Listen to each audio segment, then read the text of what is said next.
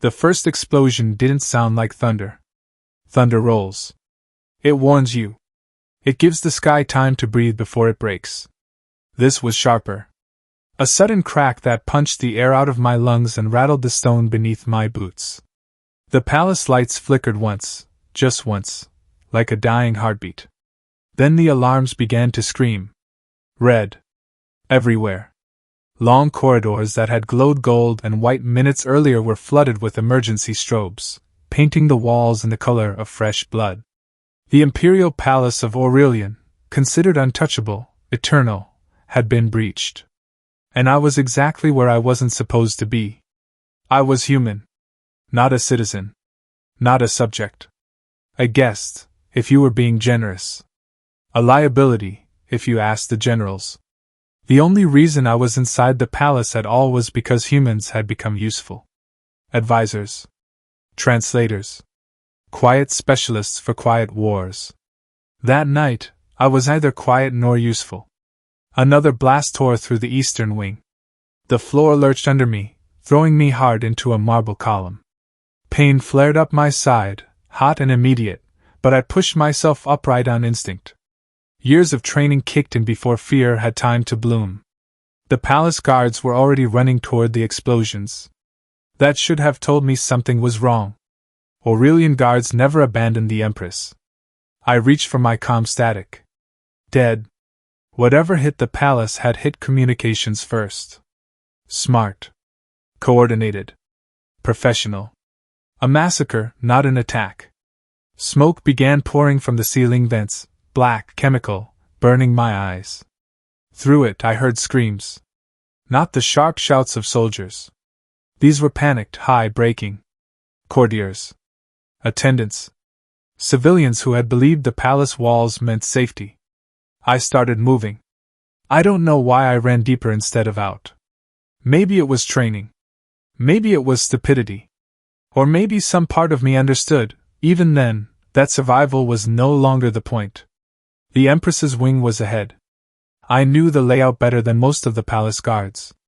Humans were tolerated, not trusted, so we were often assigned to observe, not participate.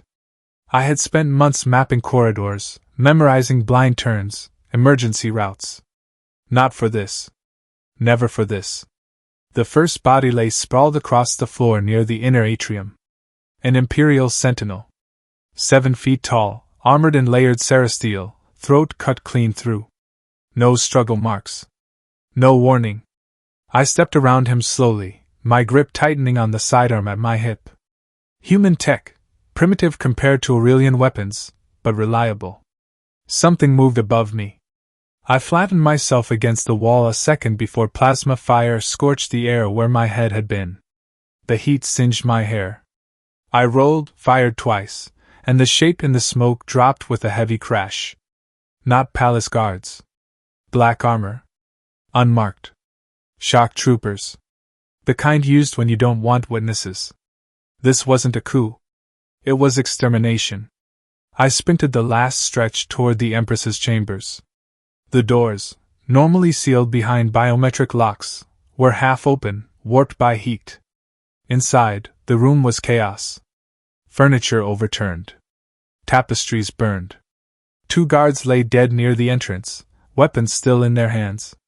And at the far end of the chamber, surrounded by smoke and falling ash, stood the Empress of Aurelian. She was smaller than the legends claimed. No towering presence. No radiant halo. Just a woman in ceremonial white, her crown discarded somewhere on the floor, a pulse rifle clutched in unfamiliar hands. Her breathing was fast, uneven. Blood streaked her sleeve, not hers, I realized with a flicker of relief. Someone else's. Her eyes met mine.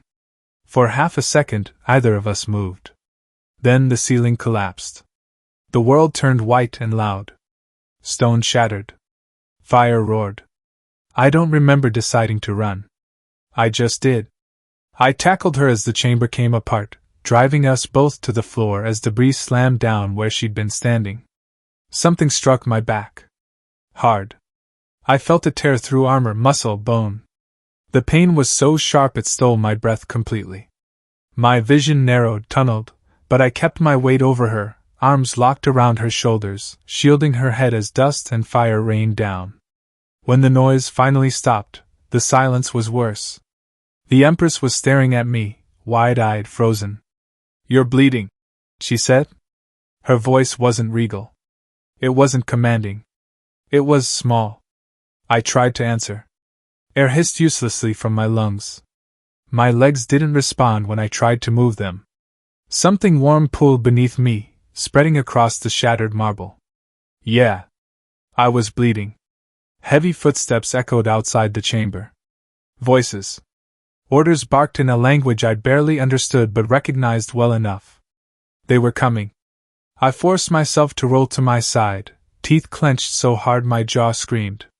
My vision swam, but I managed to raise my weapon, bracing it against the floor. "Listen," I rasped, surprised I could still speak. "When I tell you to run, don't stop. Don't look back." She didn't answer. She wasn't looking at the doorway. She was looking at me. Another blast rocked the corridor. Shadows moved through the smoke. I fired blindly, the recoil jarring my already damaged back, but buying seconds. Precious, stupid seconds. She should have run. She didn't. Instead, the Empress of Aurelian dropped to her knees beside me, hands shaking as she pressed them against the wound in my back, trying, pointlessly, to stop the blood. "No," she said. "I will not." I laughed. A short, broken sound that ended in a cough of red. "Your people are dying out there. So are yours," she shot back. That surprised me enough to focus. Her face was streaked with ash and tears, but there was something else there now, something hard, burning behind the fear. Resolve. The troopers reached the doorway. I squeezed the trigger again. And again. And again. The last thing I remember before the darkness crept in was the Empress leaning over me, shielding me now, her voice cutting through the chaos like a vow spoken too late. "Hold on," she said. "I am here." And somehow, against every rule of survival she'd ever been taught, she stayed. I didn't wake up gently.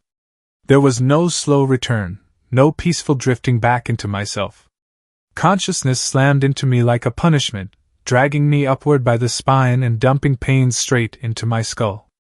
I sucked in a breath, and screamed. The sound tore out of me before I could stop it. My body arched uselessly, nerves screaming, muscles locking as if they were trying to flee without me. Fire lived in my back now. Not heat, fire.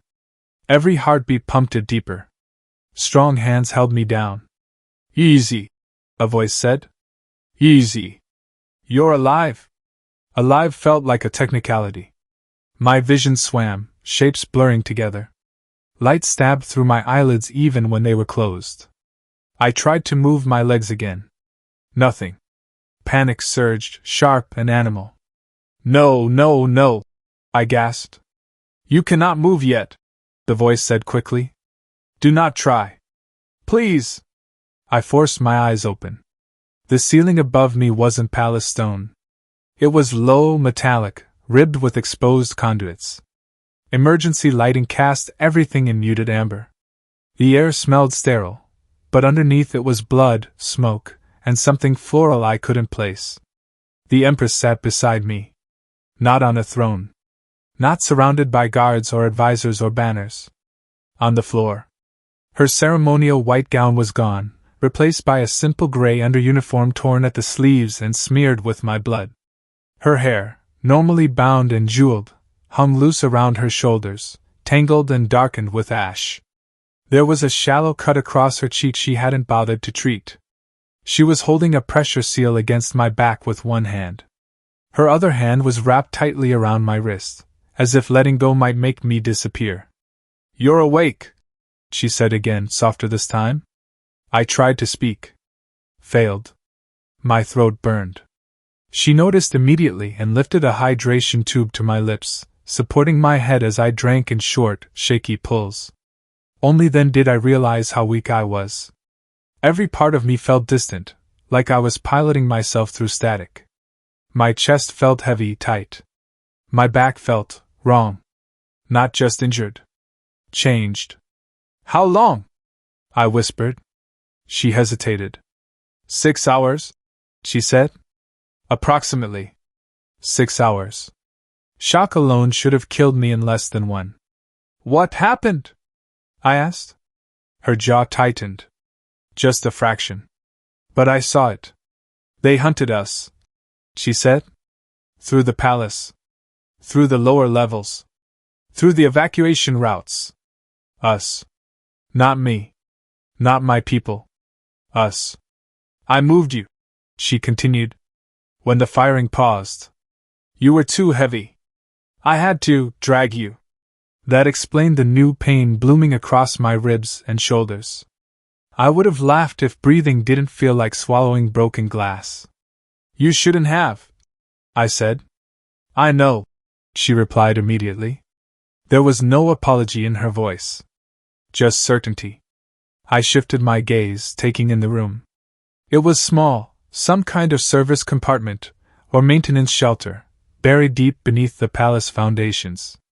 Medical supplies were scattered everywhere, far more than one person should have known how to use. You know field medicine, I said. She nodded. Every Aurelian ruler does. Assassinations are traditional figures. I swallowed, my thoughts drifting back to the corridor, the collapsing ceiling, the moment my legs had gone numb. My back, I said quietly. Tell me. She didn't answer right away.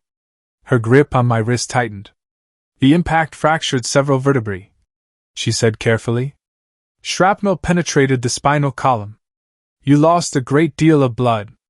I stared at the ceiling. Can I walk? Another pause. I don't know, she said. That answer hurt more than the truth would have. Silence stretched between us, broken only by distant, muffled vibrations, explosions maybe. Or heavy weapons. The massacre wasn't over. You should leave, I said finally. If they're still clearing the palace, they'll find us. They will not, she said. I turned my head toward her. That's not how this works. That is how this works, she corrected. Because I have changed it. I almost smiled. Almost. You stay, I said instead. Back there. You shouldn't have. I know, she said again. Her eyes didn't leave my face. They will kill you for that, I said. They already tried. Fair point. I closed my eyes, exhaustion dragging at me. But sleep felt dangerous, like something I might not come back from. Why? I asked quietly. She didn't pretend not to understand. Why stay? I clarified. Why risk yourself for me? Her thumb brushed lightly against my wrist, right over my pulse. She felt how fast it was racing. How fragile. You threw yourself over me, she said. You didn't hesitate. You didn't ask who I was. You didn't wait for orders. I knew who you were. That makes it worse, she said softly. I opened my eyes again. When the ceiling fell, she continued, voice steady but low. Every lesson I was ever taught told me to run. To let my guards die for me.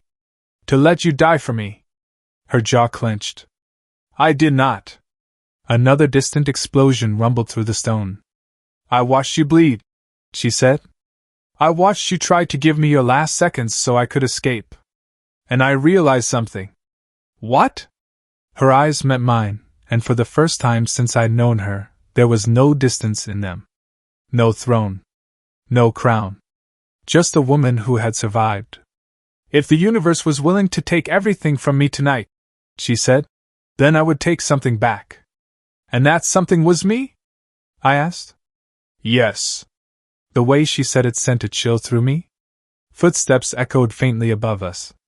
She reacted instantly, killing the lights, drawing a compact pulse pistol from the floor beside her. She moved with practiced precision, placing herself between me and the access hatch. You should hide, I whispered. She didn't even look back. I am hiding. I wanted to argue. Wanted to tell her she was being reckless, foolish, emotional. Instead, I watched the Empress of Aurelian stand guard over a wounded human, blood still drying on her hands, as enemy soldiers searched for her just meters away. The footsteps passed. Minutes crawled by. When the danger finally faded, she exhaled slowly and sank back down beside me, shoulders sagging for just a moment before she straightened again. "You could have left," I said. "So could you," she replied. That earned a weak breath of laughter from me. "Guess we're both bad at survival," I said. "No," she said firmly. "We are redefining it." I felt the darkness creeping in again, heavier this time. My eyes fluttered despite my efforts. "Don't go," she said suddenly. It wasn't a command. It was a plea. I focused on her face, committing it to memory, the ash, the blood, the fierce, stubborn life burning behind her eyes. "I'm still here," I murmured. She nodded, satisfied, and adjusted the seal on my back with careful hands. "I will remain," she said.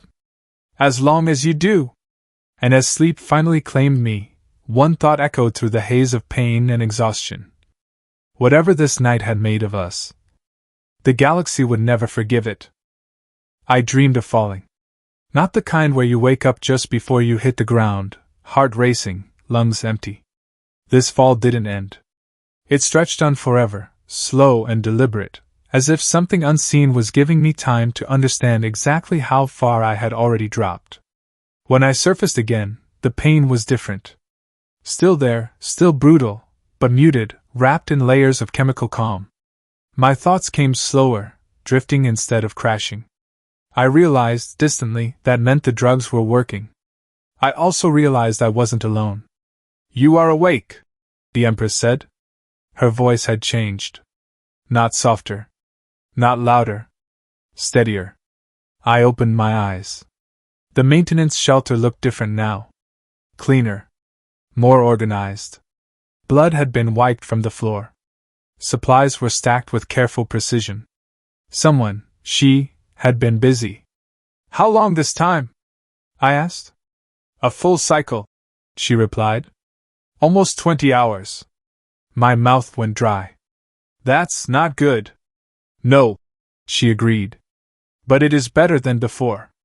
She stood when she saw me trying to focus, stepping closer so I didn't have to strain my neck. There were dark circles beneath her eyes now, faint but unmistakable. She hadn't slept much. Maybe at all. "Did you eat?" I asked. "Yes." I didn't believe her. "Did you sleep?" She didn't answer. I sighed weakly. "You're terrible at lying." "I am not accustomed to doing so," she said. "Especially not to you." That should not have mattered. It did. I swallowed, shifting my attention inward. My legs still felt distant.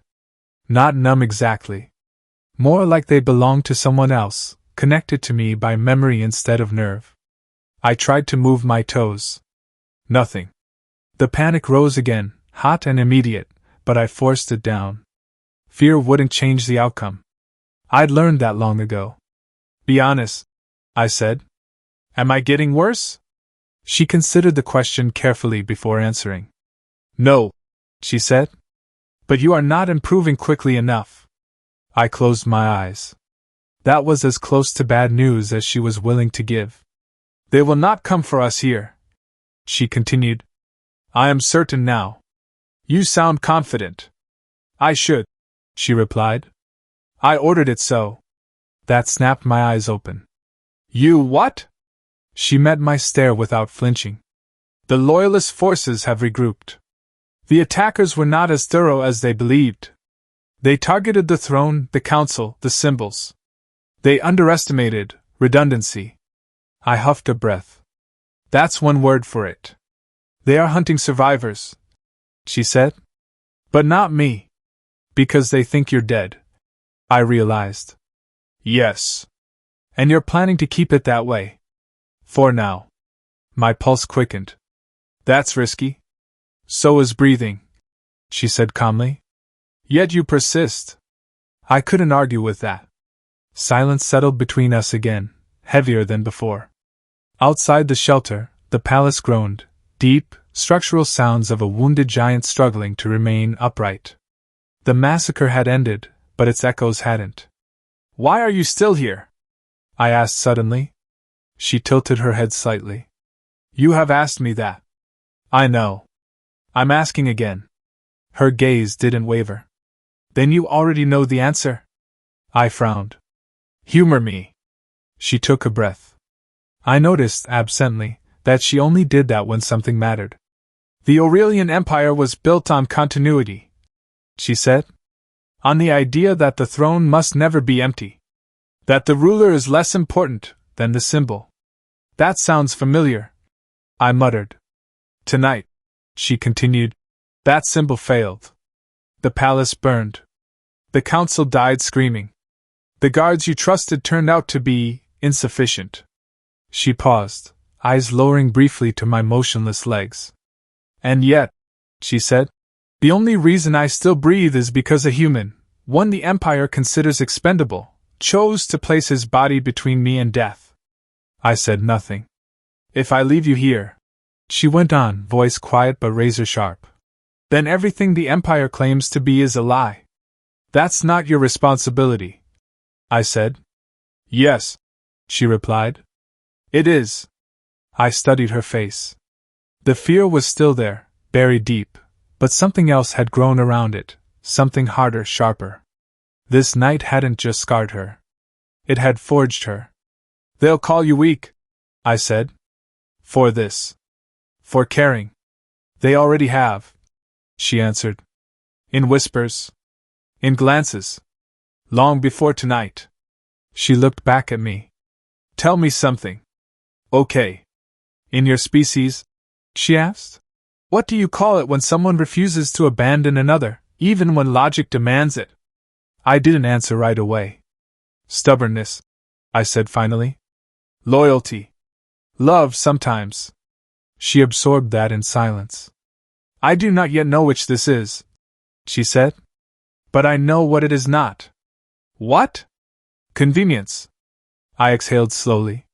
You're going to change things, I said. Yes. They won't like that. I am not ruling for their comfort. Footsteps echoed again above us, this time faster, more numerous. Loyalist troops, judging by the cadence. Organized. Disciplined. The Empress rose smoothly to her feet, already composed, already distant in the way rulers learn to be.